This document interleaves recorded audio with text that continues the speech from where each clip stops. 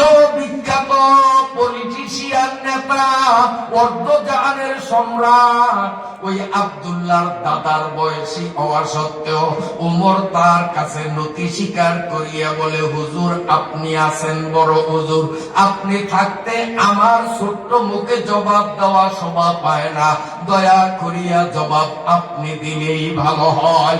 এই রওজাতুল কোরআন মাদ্রাসার ছোট্ট পোলা পাইনে যদি জিজ্ঞাসা করি নামাজ ভঙ্গের কারণ কয়টি, উযুতে কয় ফরজ, তায়াম্মুমে কয় ফরজ, এরা এই রওজাতুল কোরআন মাদ্রাসার শিক্ষক মাওলানা শহীদ সাহেব, মোতামেম সাহেব, এই ছোট্ট ছোট্ট হুজুরদের ছাত্র হইয়া যদি এরা এত দক্ষ আর মজবুত পাকাপোক্ত হইতে পারে, আব্দুল্লাহ তো বিশ্ব নবী সাল্লাল্লাহু আলাইহি ওয়াসাল্লামের ডাইরেক্ট ছাত্র, বলেন তো আব্দুল্লাহ আরো ভালো পারবে না কম পারবে? হযরতে আব্দুল্লাহ দাঁড়াইয়া আল্লাহু আকবার আল্লাহু আকবার এক এক করিয়া ইহুদীদের প্রতিটি প্রশ্নের জবাব যখন আল্লাহর কোরআনের আয়াত তিলাওয়াতের মাধ্যমে দিয়ে দিল, ইহুদীগুলো লজ্জায় নিচের দিকে মাথা দিয়া আস্তের পরে ভিজা বিড়ালের মতো পালাইয়া গেল। অতএব আলেম যদি না থাকতো, আব্দুল্লাহর মতো আলেম, উমরের মতো আলেম না থাকলে ইসলাম সেদিন দুনিয়ার থেকে ফিনিশ হয়ে যাইত। যতদিন পর্যন্ত আলেম থাকবে ততদিন ইসলাম থাকবে, ঠিক না ঠিক? এই আলেম তৈরির প্রাথমিক বিদ্যালয় হলো নুরানি মাদ্রাসা। অতএব নুরানি মাদ্রাসা যতদিন থাকবে পৃথিবীতে ইসলাম ততদিন থাকবে। এলাকার মানুষ যদি নুরানি মাদ্রাসাকে গ্রাহ্য না করে, নুরানি মাদ্রাসার বিরোধিতা করিয়া বিলুপ্ত করিয়া দেয়, এমন একটা দিনের অপেক্ষা করুন, ইসলামের ইও সেদিন থাকবে না। যদি ইসলাম রাখতে হয় মাদ্রাসা রাখা বাধ্যতামূলক, ঠিক না বেঠিক? হযরতে আব্দুল্লাহ রাদিয়াল্লাহু তাআলা আনহু দাঁড়াইয়া বলে, এই ইহুদির বাচ্চারা,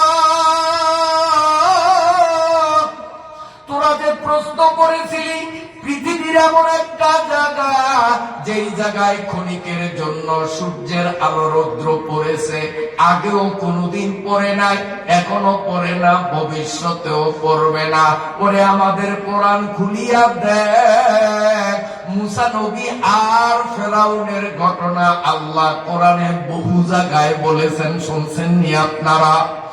বন্ধুরা আমার, এই ছোট্ট শিশু আব্দুল্লাহ বলেন, ওই ঘটনার মধ্যে আল্লাহ বলেছেন, মুসা নবী যখন সাগরের পারে গেলেন, আল্লাহ মুসা নবীকে বলেন, ফাদরিব বিআসাকাল বাহর, কোরআনের আয়াত, ও মুসা তোমার হাতের লাঠি দিয়া সমুদ্র পৃষ্ঠে আঘাত হানো। মুসা নবী লাঠি দিয়ে পানির উপর যখন বাড়ি দিলেন, আল্লাহ পাকের কুদরত, নবীর মুজিজা, নদীর পানিগুলো বরফ হইয়া এইভাবে দাঁড়াইয়া গেল, মাঝখানে একটা বিশ্ব রোড, এইরকম পাশাপাশি 12টা বিশ্ব রোড তৈয়ার হইয়া গেছে। হযরতে আব্দুল্লাহ বলেন, 12টা বিশ্ব রোড, এই বিশ্ব রোড দিয়া একদল যাবে, এই রোড দিয়া 12 জাতি 12 রোড দিয়া এক দল আরেক দলে না দেখলে তাদের টেনশন হবে। এই জন্য কিছুদূর পর পর ওই যে পানি বরফ হইয়া ওয়ালের মতো দাঁড়াইয়া আছে, ওই পানির ওয়ালের মধ্যে, বরফের ওয়ালের মধ্যে ছোট্ট ছোট্ট অসংখ্য জানালাও আছে, যাতে করে 12 জাতির প্রত্যেকে দেখতে পায়। হযরতে আব্দুল্লাহ বলেন, এই ইহুদির বাচ্চারা শুন, এই লুহুত সাগরের তলদেশে ছিল কাদামাটি, এখানে ছিল কাদামাটি। আল্লাহ সূর্যকে বলেন, সূর্য রে, ও সূর্য, মুসা নবী যদি এই কাদামাটি ভরা বিশ্ব রোডে তার দলবল নিয়ে নামে, হাঁটু পরিমাণ পেটের মধ্যে গাড়িয়া যাবে, ফেরাউন বাহিনী পিড়াইতে আরো আরম্ভ হইব না, কারণ এই তো দূর দিতে পারবো না। এই জন্য আল্লাহ বলেন, সূর্য তুই প্রখর রৌদ্র ঢালিয়া দে, যাতে করিয়া পেটগুলি কাদাগুলির রোদগুলি শুকাইয়া শক্ত হইয়া যায়, আর বরফের ওয়ালে বলে তুই ঠান্ডা ছাড়বি যাতে গরম না হয়। সূর্যকে বললেন রোদ ছাড়িয়া শুকাইয়া দে, বরফরে বললেন ঠান্ডা ছাড়িয়া তুই শীতল করে দে। হযরত আব্দুল্লাহ ইবনে আব্বাস বলেন, এই ইহুদির বাচ্চারা, সূর্যের আলো পানি ভেদ করিয়া সাগরের তলে জীবনে কোনোদিন যায় নাই, যায়নি।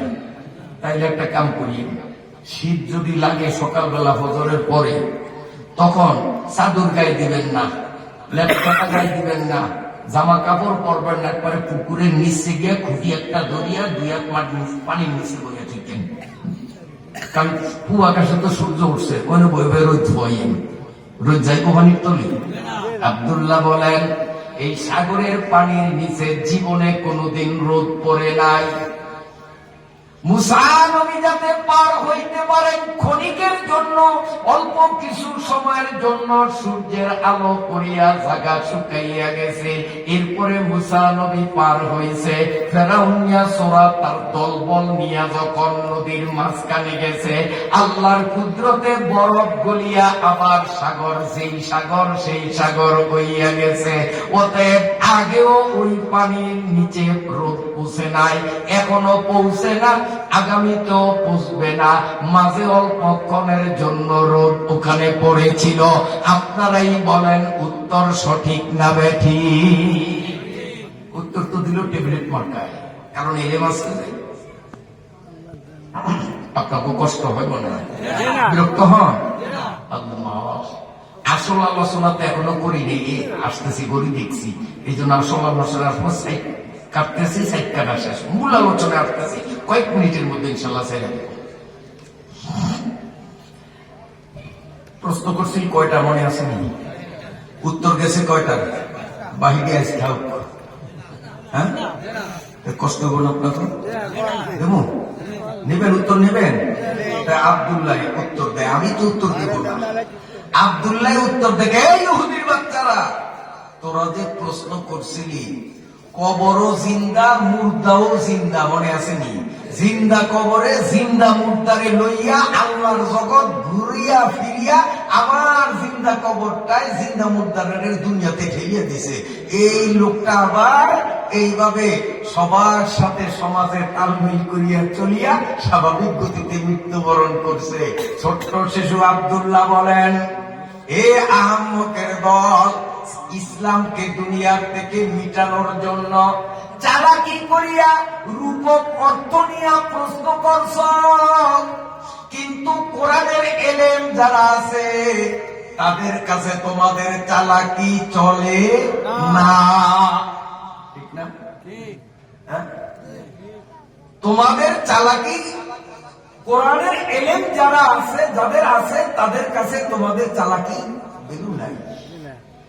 তোমরা রূপক অর্থ নিয়েছ।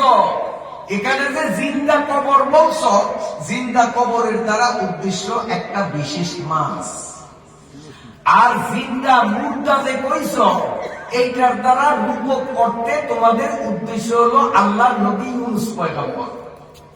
করছে খুরশিদ দরসিয়া হিয়েছো ইউনুস আন্দর দেআনে মাহিয়েছো।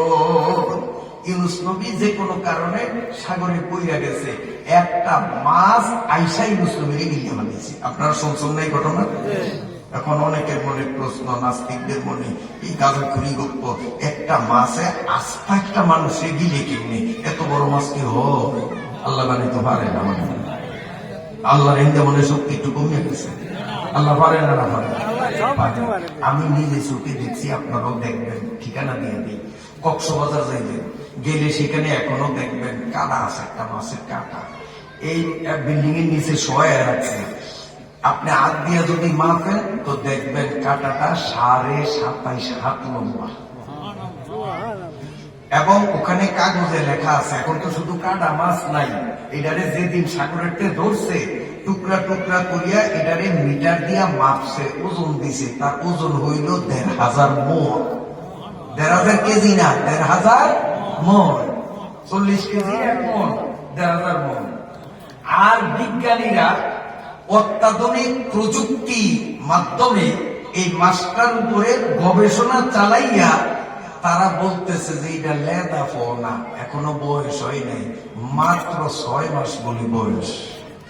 তো 6 মাসের একটা লেদা বাচ্চা যদি 27.5 হাত লম্বা, 1,500 মণ ওজন, ও যদি পূর্ণ প্রাপ্তবয়স্ক হইতো তাহলে কি অবস্থা হইতো আল্লাহই জানে।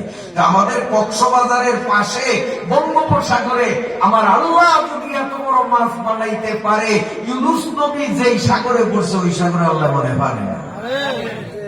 হযরত আব্দুল্লাহ বলেন, জিন্দা কবর দ্বারা তোদের উদ্দেশ্য হলো মাছের পেট, জিন্দা মুর্দার দ্বারা ইউনুস নবী, কারণ ইউনুস নবীর যখন মাছ গিলে ফেলেছে আল্লাহর কুদরতে ইউনুস মাছের পেটে সুরক্ষিত ছিল এবং সেখানে তিনি তাসবিহ পড়েছেন, সুবহান, বলেন না, লা ইলাহা ইল্লা আনতা সুবহানাকা ইন্নী কুনতু মিনাজ